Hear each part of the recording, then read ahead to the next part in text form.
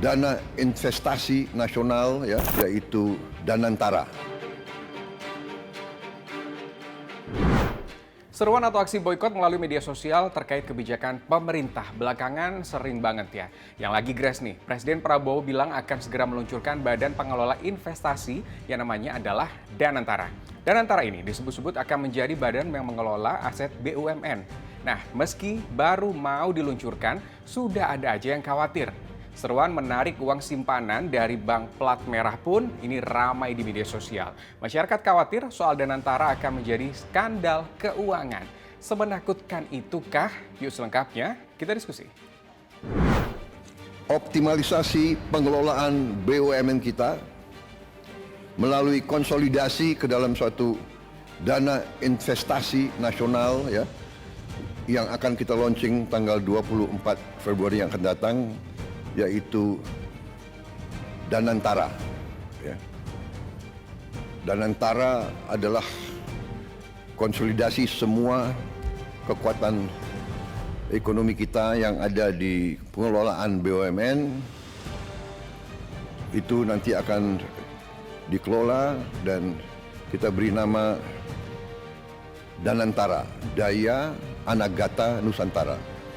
Daya artinya energi, kekuatan, Anagata masa depan, Nusantara tanah air kita. Jadi artinya Danantara ini kekuatan ekonomi, dana investasi yang merupakan energi, kekuatan masa depan Indonesia.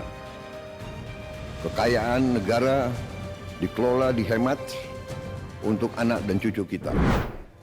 Tuh, Presiden Prabowo bilang pembentukan Danantara ini demi masa depan anak cucu kita. Tujuannya mulia ya. Ya, Danantara dibentuk untuk mengoptimalkan kekayaan negara melalui investasi. Danantara mengelola aset seluruh badan usaha milik negara atau BUMN untuk membiayai proyek-proyek strategis. Nah, target pengelolaan asetnya juga bukan main-main. Disebut-sebut mencapai 14.000 triliun rupiah. Apakah gara-gara dana yang begitu besar ini masyarakat akhirnya jadi khawatir? Seperti Temasek di Singapura kan gitu ya, bahwa pengelolaan dana dari BUMN dan sebagainya itu bagus, itu konsep-konsep itu bagus. Namun mungkin kontrolnya nanti dan siapa yang mengawasinya itu. Danantara ini spesifiknya adalah investasi yang tidak bisa diakses oleh masyarakat dalam bentuk kita tidak bisa tahu dalam bentuk apa, terus juga pengawasannya, keuntungan dan kerugiannya juga kita nggak bisa tahu gitu. Kepercayaan masyarakat sama pemerintah itu udah makin menurun juga ya, jadi mungkin untuk ke BUMN yang notabene-nya adalah dari pemerintah itu juga menurun. Ya, namanya kebijakan, pasti ada pro dan kontra. Tapi kalau dari sisi ekonomi, apakah pembentukan Danantara ini bisa menjadikan aset negara dikelola dengan baik seperti yang Presiden Prabowo bilang, demi masa depan anak dan cucu kita? Atau justru ada celah yang seperti dikhawatirkan oleh masyarakat? Yuk, kita tanya ke pengamat. Sebetulnya niat dari pendirian Danantara itu sangat baik, yaitu untuk mengumpulkan dana-dana agar kita punya dana investasi yang mencukupi, yang selama ini itu kan kita selalu tergantung pada dana-dana luar negeri ya untuk investasi di negara kita. Nah, dengan adanya Danantara ini tentunya bisa menjadi satu wadah untuk pengembangan investasi kita, mengurangi ketergantungan kita terhadap dana-dana asing, dan cita-citanya kan seperti disampaikan tadi, benchmarknya selalu adalah Singapura dengan Temaseknya, dan banyak sebetulnya negara-negara lain seperti Turki, negara-negara kaya minyak ya seperti Arab, itu mereka memiliki SWF yang disebut sebagai Sovereign Wealth Fund.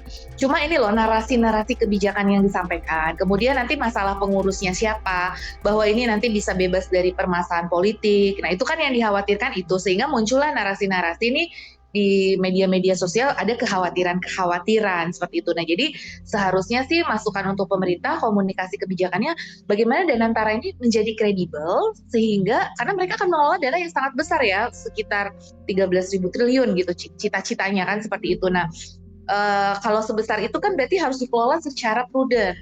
Nah, bagaimana hal ini bisa dijaga prudensiality-nya, kredibilitinya, akuntabilitasnya, transparansinya sesuai dengan GCG dan lain sebagainya, sehingga tidak menjadi bentuk kebocoran baru.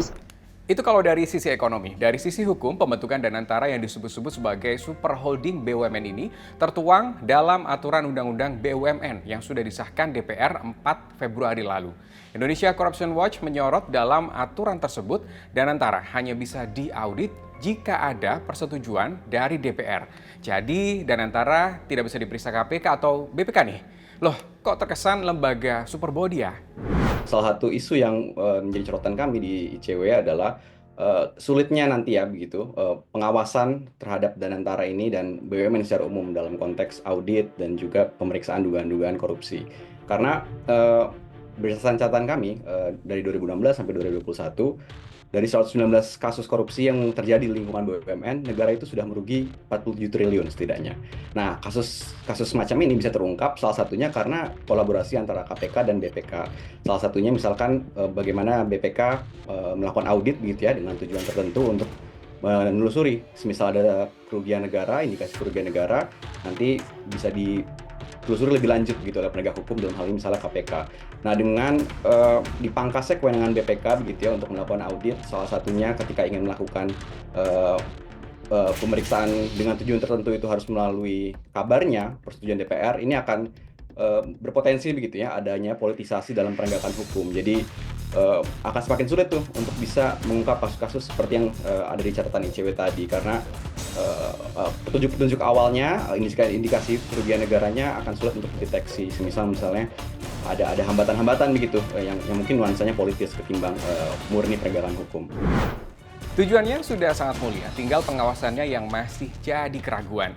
Ngomong-ngomong soal pengawasan, Presiden Prabowo sudah mengajak mantan-mantan presiden seperti Jokowi, SBY, bahkan sampai Megawati untuk menjadi pengawas Danantara. Dengan pengawasan yang baik, apalagi yang ikut mengawasi sekelas mantan presiden, semoga Danantara ini bisa berjalan sesuai dengan tujuan dan cita-citanya yang mulia. Gimana menurut pendapat teman-teman? Yuk kita lanjut diskusi di kolom komentar.